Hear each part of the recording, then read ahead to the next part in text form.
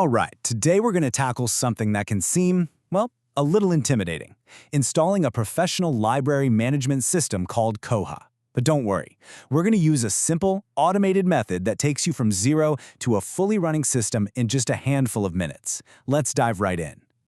You know that feeling, right?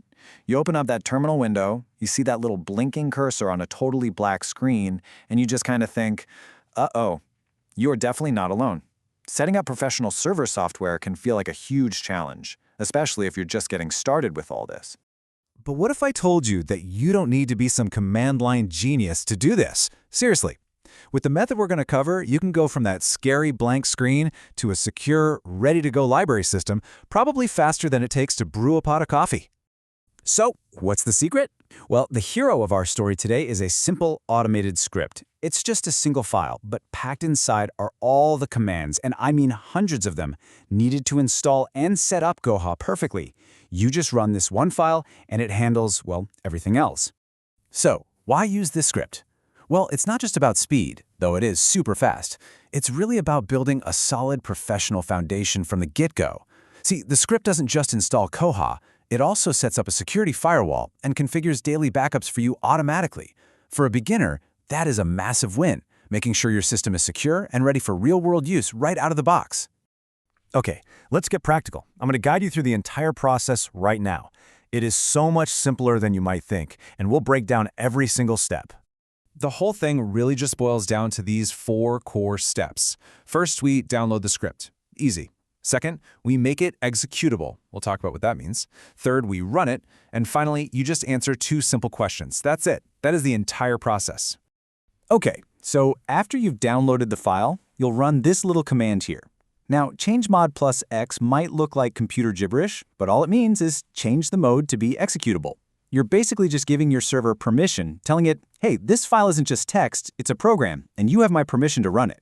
Next up, you'll run the script using the command sudo. Think of sudo as the magic word. It gives the script temporary superpowers, administrative rights, so it can actually install software and change system settings. Without sudo, it just wouldn't work. Now, once the script is running, it's going to pause and ask you for something called the MariaDB root password. This is super important. This password is the master key to your entire database, where all your books, patrons, and checkout information will live. So here's the deal. You need to choose a really strong, complex password and then immediately save it somewhere safe, like in a password manager. Please don't just write it on a sticky note next to your monitor. The second and last question it will ask is for your domain name. This is the web address that people will actually type into their browser to find your library's public catalog. Something like mylibrary.com. The reason it asked for this is so cool. It allows the script to automatically set up a secure HTTPS connection for free using Let's Encrypt. That means all the data going between your patrons and your library server will be encrypted and safe. It's fantastic. And just like that, after a few minutes of the script doing its thing, it'll finish. And that's it. Congratulations! You now have a fully functional Koha system. So, what now?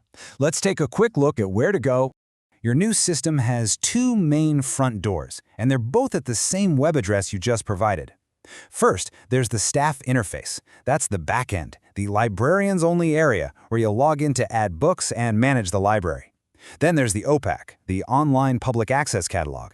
That's the public-facing side that all your patrons will see and use to search for books. Before we wrap this up, let's just take a quick moment to appreciate what this automated script has really done for you, because it's about so much more than just saving a little time.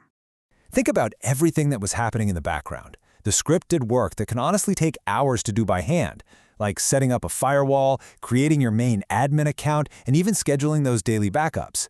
You've basically started with a system that's built on best practices, right from day one, without having to be an expert yourself. So there you have it, a powerful, professional-grade library system, installed and secured in just a few clicks. The heavy lifting is done. The foundation has been laid. Now the only question left is, what amazing things are you going to build with it?